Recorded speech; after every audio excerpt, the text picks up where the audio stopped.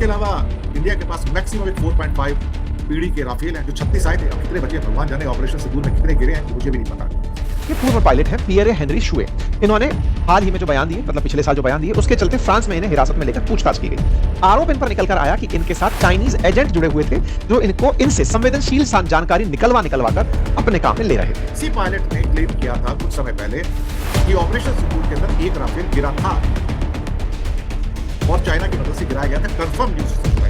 भारत के लिए तो एक ऐसी स्ट्रेटेजिक चुनौती है कि ये J-20 aircraft 5th generation aircraft है और इंडिया के पास एक भी एयरक्राफ्ट 5th जनरेशन का नहीं है। चाइना के JF-17 ने राफेल को मात दे दी है। ये एक फ्रांसीसी पायलट, जो फ्रांसीसी पायलट खुद कभी राफेल उड़ाता था, उसका दिया बयान था। के बाद S-400 है, तो कमाल की बात यह कि S-400 चाइना के पास है। ये फ्रांसीसी नेवी में रहते हुए बिना अपने सीनियर्स को इन्फॉर्म किए चाइना गए और चाइना जाकर वहां पर ट्रेनिंग दी। J-20 तो 5th जनरेशन का प्लेन है, रडार इसको पकड़ नहीं सकता है। तो इसका मतलब इंडिया का जो रडार सिस्टम है S-400 इंटरसेप्टर मिसाइल है, लेकिन वो तभी कैच करेगी ना जब आप किसी रडार के द्वारा किसी को पकड़ोगे। जब पकड़ोगे तो आप कैसे करोगे? जेट्स कैसे काम करते हैं, लैंडिंग कैसे होती है, डॉकिंग कैसे होती है, टेक ऑफ कैसे होता है, फाइट्स कैसे होते हैं, प्रिसिजनल स्ट्राइक कैसे होती है और राफेल कैसे काम करता है। मैंने पहले एक प्रोजेक्ट शुरू किया था, वो भी फेल हो गया। फिर उसके बाद कुछ बात बनी नहीं पाई और फिलहाल अगले 10 साल तक तो इंडिया के पास कोई भी 5th जनरेशन फाइटर आएगा, इसमें मुझे तो कोई उम्मीद बिल्कुल भी नहीं है। लेकिन चाइना ने भारत में 2 मोर्चों के ऊपर, तवांग के पास अरुणाचल प्रदेश में और लद्दाख के पास J-20 फाइटर एयरक्राफ्ट तैनात कर दिए हैं। ये मुझे लगता है कि अपने आप में एक बड़ी खबर है। इसके ऊपर हमें ऐसा लगता है कि नजर बना के रखनी होगी, क्योंकि ये अपने आप में भारत के लिए बढ़ता हुआ खतरा, जहां पर चीन भारत को चारों तरफ से स्ट्रिंग ऑफ पर्ल्स पॉलिसी के द्वारा घेर रहा है। हम इसके बारे में बात करेंगे और बात करनी जरूरी भी है। चलिए सीधी बात करेंगे आज कि चाइना की जो डिप्लॉयमेंट है उसके बारे में क्या कहा जाए। लद्दाख और तवांग के पास, यानी कि 2 मोर्चे, लद्दाख में और उधर अरुणाचल प्रदेश में 5th generation J-20 aircraft deployed by China.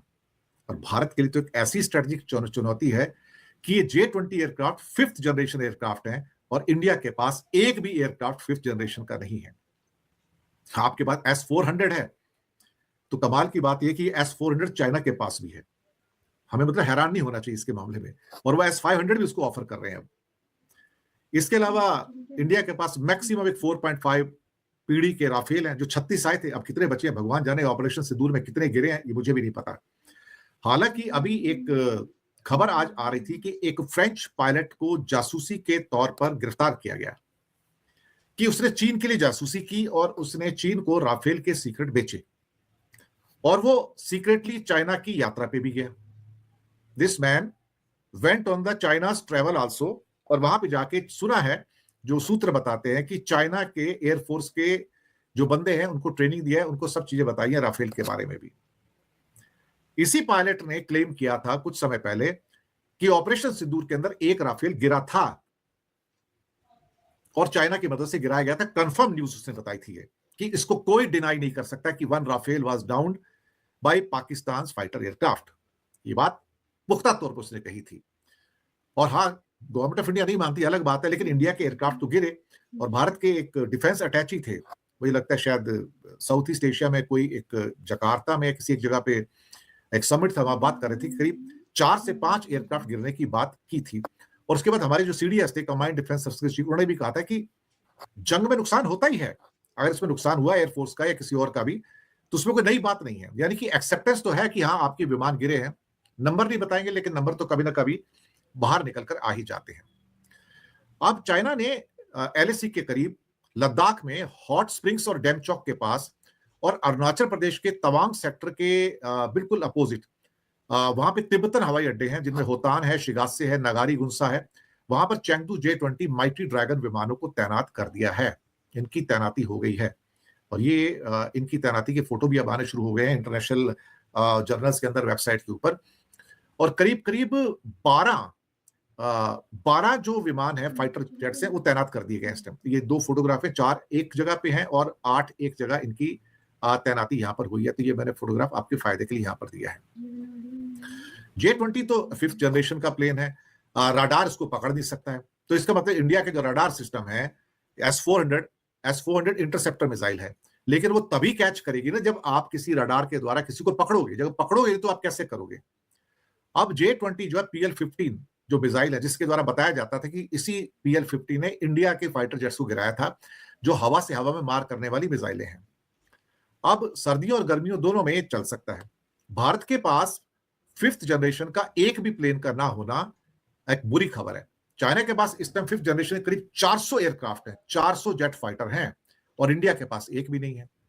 India ने पहले एक प्रोजेक्ट शुरू किया था, वो भी फेल हो गया। फिर उसके बाद तो कुछ बात बन ही नहीं पाई, और फिलहाल अगले 10 साल तक तो इंडिया के पास कोई भी 5th जनरेशन फाइटर आएगा, इसमें मुझे तो कोई उम्मीद बिल्कुल भी नहीं है। हालांकि भारत अपने आप को तैयार कर रहा है, मल्टी लेयर्ड डिफेंस स्ट्रेटजी अपना रहा है। राफेल भी वगैरह आए हुए हैं, लेकिन राफेल को मैं अभी 5th जनरेशन के आगे तो खड़ा नहीं कर सकता है। 2 सैटेलाइट तस्वीरें जो हमारे पास हैं, उससे पता लगता है कि होटन एयरबेस पर 8 J-20 माइटी ड्रैगन देखे गए हैं, जबकि तिब्बत के लहासा एरिया में डैमसुंग एयरपोर्ट पे 4 J-20 जो है वो तैनात देखे गए हैं। ये सैटेलाइट तस्वीरें हैं। तो चीन ने कम से कम नहीं तो 12 J-20 तो तैनात कर दिए हैं, और ये LAC के पास अब तक फाइटर विमानों की सबसे बड़ी तैनाती जो है वो मानी जा रही है। ये सैटेलाइट के द्वारा जो तस्वीरें ली गई हैं, इसमें दरअसल देखा जाए तो पीपल्स लिबरेशन आर्मी को शिनजियांग के होटन एयरबेस, जी हाँ, और तिब्बत के डिमसुंग एयरबेस पर विमानों को तैनात करते देखा जा सकता है। होटन जो है ये अक्साई चीन के आसपास पड़ता है, और डेमसुंग एयरबेस जो है वो आपका पड़ता है अरुणाचल प्रदेश के आसपास, वहां पर जाकर, जो चाइनीज रीजन में पड़ता है। अब J-20 का मेन ऑब्जेक्टिव है कि जो हाई वैल्यू वाले सैन्य ठिकाने हैं उसको अटैक करना। तो 9 जुलाई को होटन एयरबेस के ऊपर 8 J-20 माइटी ड्रैगन देखे गए, और चीन के जिनजियांग उइगर ऑटोनोमस रीजन में होटन एक सिविल मिलिट्री इस्तेमाल वाला बेस है। ये नॉर्थ लद्दाख में जो भारत का जो दौलत बेग ओल्डी फॉरवर्ड एयरबेस है, वहां से 245 किलोमीटर सिर्फ, और लेह से करीब 390 किलोमीटर करीबन दूर पड़ता है। यानी कि चुटकियों में 5-7 मिनट के अंदर ये फाइटर एयरक्राफ्ट जो है ये लद्दाख पहुंच सकता है। इसके अलावा तिब्बत में लासा इलाके में डेक्सुंग एयरबेस के ऊपर 4 J-20 देखे गए। ये तवांग से अरुणाचल प्रदेश में करीब 345 किलोमीटर की दूरी पर वहां पर इनको नोटिस किया जा रहा है, और 2 हफ्ते के अंदर कम से कम 12 स्टेल्थ विमानों की जो वहां पर मौजूदगी है वो देखी गई है। और ये सच बात तो ये है कि भारत के लिए ये एक किस्म से बहुत बड़ी चेतावनी है, क्योंकि भारत शायद अभी भी उतना शायद तैयारी में नहीं है। और कई बार तो जयशंकर ने कहा कि हम चाइना से मुकाबला कैसे कर सकते हैं, वो हमसे 5 गुना बड़ा कंट्री है, उसकी मिलिट्री भी हमसे 5 गुना बड़ी है, इकोनॉमी 5 गुना बड़ी है। तो एक किस्म से जयशंकर जैसे बंदे ने, और यानी कि मोदी रजीम में कहा जाए, तो पहले हथियार डाल दिए वहां पर। भारत के पास राफेल है, लेकिन राफेल तो स्टेल्थ है ही नहीं ना, उसको तो बड़े आराम से ये S-400 वगैरह कैच कर लेते हैं। अब आप कहोगे मैं S-400 की बात क्यों कर रहा हूं? भाई S-400 चाइना के पास भी है ना, वो भी तो दिक्कत है बहुत सारी। एक उसको तो S-500 भी दिया हुआ है। अब उनके पास HQ-19, HQ-16, HQ पता नहीं पूरी सीरीज उन्होंने डेवलप की हुई है। तो चाइना का जो एडवांसमेंट है इस टाइम साइंस के अंदर या रिसर्च एंड डेवलपमेंट में, वो फार अहेड है कम से कम इंडिया के मुकाबले तो। और इसमें मुझे ये कहने में तो कुछ शर्म ही नहीं आती कि भारत का जो एमका प्रोजेक्ट है, जो 5th जनरेशन है, कहीं दूर दूर तक नजर नहीं आता, पेपर पे है सिर्फ वो। और ये बताया जा रहा है कि अगर पहला एयरक्राफ्ट कोई आ भी गया तो 2035 के आसपास, यानी कि 10 साल बाद ही आएगा तो आएगा। लेकिन 10 साल के अंदर अंदर आपके लिए तो खतरे बढ़ रहे हैं, क्योंकि फिर तो पाकिस्तान को अभी मिल जाएगा J-35, इसी साल के एंड में मिलने जा रहा है, या अगले साल के पहले 2-3 महीने में मिलने जा रहा है, और करीब 40 J-35 मिलने जा रहे हैं स्टेल्थ फाइटर्स। तो इंडिया के लिए बढ़ते हुए खतरे जो है पाकिस्तान से भी हैं और साथ में चाइना से भी हैं। लेकिन शायद हमारी सरकार सोई हुई है, बड़ी बड़ी बातें करो, काम कुछ मत करो, ये हमारा ऑब्जेक्टिव है। इसी बीच में फ्रांस के एक पायलट की खबर बाहर निकल कर आती है, जो कहते हैं कि साहब चाइना के JF-17 ने राफेल को मात दे दी है। ये एक फ्रांसीसी पायलट, जो फ्रांसीसी पायलट खुद कभी राफेल उड़ाता था, उसका दिया बयान था। उसके बयान के बाद यह बात आग में घी की तरह बाहर निकल कर आई कि भाई अगर फ्रांसीसी राफेल का पायलट यह बोल रहा है कि चाइना के JF-17 ने राफेल को मात दे दी, तो यह सुर्खी तेजी से चलने लगी। जब यह सुर्खी तेजी से चलने लगी तो उस पायलट को बुलाकर पूछताछ हुई। यह हेडलाइन आज के सेशन में इसी बात की है कि ex French navy Rafale pilot placed under investigation, उसको पूछताछ के लिए बुलाया गया है। आइए अब इस पूरे मामले की चर्चा करते हैं कि कहानी असल में है क्या इस पायलट का क्लेम सही है, या इस पायलट के साथ कुछ खेल हुआ है और चाइना की चाइनीज जो सरकार है वो पायलट्स के साथ असली खेल खेलती क्या है, कैसे एक पायलट के साथ भी कुछ ना कुछ खेल इसने कर दिया था। सारी बातें पक्ष विपक्ष सारी तर्क आपके सामने लेकर आएंगे। ये वो पायलट है, सरनेम के पीछे शुए लगा है तो इन्हें हम शुए के नाम से संबोधित करेंगे। इन शुए के बारे में पता चलता है कि ये फ्रांस की नेवी के लिए काम कर चुके हैं। फ्रांसीसी नेवी का जो एयरक्राफ्ट करियर है उसमें ये राफेल उड़ाया करते थे और ये कई बार सुर्खियों में चाइनीज कनेक्शंस के कारण रहे हैं। ऑपरेशन सिंदूर जब हुआ तब इनका बयान सुर्खियों में आया था। फ्रांस के पूर्व पायलट हैं पियरे हेनरी शुए। इन्होंने हाल ही में जो बयान दिए, मतलब पिछले साल जो बयान दिए, उसके चलते फ्रांस में इन्हें हिरासत में लेकर पूछताछ की गई। आरोप इन पर निकलकर आया कि इनके साथ चाइनीज एजेंट जुड़े हुए थे जो इनसे संवेदनशील जानकारी निकलवा कर अपने काम में ले रहे थे। शुए की कहानी क्या है? असल में जब मई 2025 में भारत और पाकिस्तान के बीच में युद्ध शुरू हुआ ऑपरेशन सिंदूर, उसमें भारतीय वायुसेना का विमान राफेल था। राफेल बढ़िया से दुश्मन के निशानों को ठिकाना लगा रहा था। लेकिन उसी बीच में ये जो पियरे हेनरी शुए हैं, इनका एक वीडियो बाहर आ जाता है और वीडियो बाहर आता है तो इनके पीछे की कुछ उपलब्धियां भी साथ साथ आ जाती हैं। उपलब्धियों में कि आप 2021 तक फ्रांस की नेवी के अंदर काम किए हुए हैं और आपने striker fighter, Rafale M fighter और फ्रांस के लिए उड़ाए हुए थे चार्ल्स डी गुएला नाम से। जैसे अपने पास आईएनएस विक्रम है, वैसे ही इनके यहां पर चार्ल्स डी गुएला नाम का जो विमान वाहक पोत है, एयरक्राफ्ट करियर है, उस पर इन्होंने अपनी तरफ से सर्विसेज दी हुई थी। जब ये रिटायर हो गए 2021 में, उसके बाद ये डिफेंस कमेंटेटर बन गए, डिफेंस एक्सपर्ट बन गए। आसान भाषा में यूट्यूब के माध्यम से लोगों को समझाना शुरू किए फाइटर जेट्स के बारे में, उनकी काबिलियत के बारे में। जैसे आज आप अपने देश में भी बहुत सारे एक्स डिफेंस के पर्सनल्स को बहुत से विषयों पर राय रखते हुए सुनते हैं। आप उन्हें सुनते हैं, उनकी ओपिनियन सुनते हैं, उनकी कमेंट्री सुनते हैं, लेकिन उनकी कमेंट्री में यह बात कतई नहीं होती कि उनके पास अंदर की खबर का कोई सोर्स है या फिर अंदर की कोई बात जो है उनके पास पहुंची हुई है। बस आप उन्हें सुनते हैं। बिल्कुल वैसे ही ये भी अपनी बातें यूट्यूब पर कहते थे। 5.5 लाख इनके पास सब्सक्राइबर उस समय थे।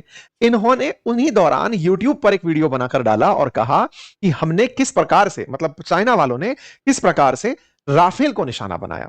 ये इनका चैनल है और इस चैनल पर इन्होंने इस खबर को डाला। जब ये खबर बाहर निकली तो इस खबर के साथ साथ ही कई सारे विवाद बाहर निकल गए। विवाद निकले उससे पहले कुछ और बातें भी निकली थी। वो क्या थी? असल में 2019 में इन्हीं शुए के ऊपर, जो पियरे हेनरी शुए हैं, इन पर जांच बैठ चुकी थी। किस बात की जांच बैठ चुकी थी? कि जब सर्विस में थे उसी समय ये चाइना की यात्रा पर गए थे। अक्सर जब आप सेना में हो, किसी प्रशासनिक सेवा में हो, आपको विदेश यात्रा से पहले सरकार से परमिशन लेनी होती है। फ्रांस में भी यही नियम है। ये फ्रांसीसी नेवी में रहते हुए बिना अपने सीनियर्स को इन्फॉर्म किए चाइना गए और चाइना जाकर वहां पर ट्रेनिंग दे दिए। किस बात की ट्रेनिंग दे दिए? कि फाइटर जेट्स कैसे काम करते हैं, लैंडिंग कैसे होती है, डॉकिंग कैसे होती है, टेक ऑफ कैसे होता है, फाइट्स कैसे होते हैं, प्रिसिजन स्ट्राइक कैसे होती है और राफेल कैसे काम करता है। ये राफेल के बारे में ज्ञान उलटकर पाक चाइना में चले आए 2019 में। इनके ऊपर जांच बैठना शुरू हुई। जांच के नतीजे आते उससे पहले तो ये राफेल के ऊपर चाइना की तारीफ के पुल भी बांध दिए। 2018 में जब ये गए थे तब इन्होंने एयरक्राफ्ट करियर पर कैसे लैंडिंग होती है उससे रिलेटेड काफी सारी जानकारियां वहां पर प्रॉपर तरीके से साझा की थी। इनकी जांच जब होना शुरू हुई तो चर्चा अप्रैल 2025 की निकलकर आई, जब इनके मामले को पब्लिक प्रोसिक्यूटर के सामने रखा गया कि साहब ये इस प्रकार से कहीं ना कहीं विदेशी शक्तियों के साथ हमारी खुफिया जानकारी साझा कर रहे हैं। इंटरेस्टिंग है, मई 2025 में भारत और पाकिस्तान के बीच ऑपरेशन सिंदूर हुआ है और इनके ऊपर जांच पहले से ही बैठ चुकी थी। और जांच के साथ साथ यह बात भी कि इन्हें कहीं ना कहीं चाइना के द्वारा कुछ ल्यूक्रेटिव ऑफर्स दिए गए थे, यानी कि कुछ पैसे खिलाए गए थे, जिसके चलते ये सर्विसेज में रहते हुए चाइना गए थे। यह खबर भी 2023 में आ गई थी। यानी कि एक व्यक्ति जिसने पूरी दुनिया में यह गलतफहमी को बल दे दिया कि राफेल से बेहतर JF-17 है, उस पर 2025 से पहले ये सारी न्यूज कटिंग्स आप 2023 की आप देख रहे हैं, आप 2019 की आप देख रहे हैं, 2018 की आप देख रहे हैं। इस व्यक्ति के ऊपर कई सारी जांच बैठ चुकी थी और उनके बाद में ये जब निकलकर आते हैं, अप्रैल की खबर निकलकर आती है कि फ्रांस बाकायदा इस बात की जांच कर रहा है कि साहब इन्होंने चाइना के साथ कुछ ना कुछ जानकारियां साझा की हैं। ये हेडलाइन बनकर आती है। फिर अगले महीने राफेल हो जाता है, अगले महीने मतलब ऑपरेशन सिंदूर हो जाता है। ऑपरेशन सिंदूर होता है, उस समय भी ये चुप नहीं रहते, उस समय उनकी तारीफ कर देते हैं। यानी कि जो बात ये कह के आए, जिसके पैसे इन्हें मिले, वो बात ये कहते हुए बाद में भी पाए जाते हैं। इसीलिए इन पर आरोप शुरू हुआ कि आपने राष्ट्रीय रक्षा से जुड़े हुए कुछ गोपनीय रहस्य उजागर किए, विदेशी शक्ति के साथ खुफिया संबंध बनाए, राष्ट्र के मूलभूत हितों से जुड़ी जानकारी एकत्र की और विदेशी शक्ति को संवेदनशील जानकारी उपलब्ध कराई। इनके ऊपर अभी इसी के चलते फिर से जांच बैठी है और इनके इंटेलिजेंट कनेक्शंस की जांच की जा रही है। शुए ने अपनी सफाई में कहा कि मैं 2 दिवस की यात्रा में गया जरूर था, लेकिन मैंने वहां पर अपनी जानकारी साझा नहीं करी। लेकिन साहब, ऑपरेशन सिंदूर में ही इनका विवादित बयान चर्चा में रहा था, जब इन्होंने 14 मई को अपने डाले गए एक वीडियो में कहा कि पाकिस्तानी वायुसेना का J-10 और J-10 लड़ाकू विमान और PL-15 लंबी दूरी की जो मिसाइलें हैं, उन्होंने राफेल को मार गिराया।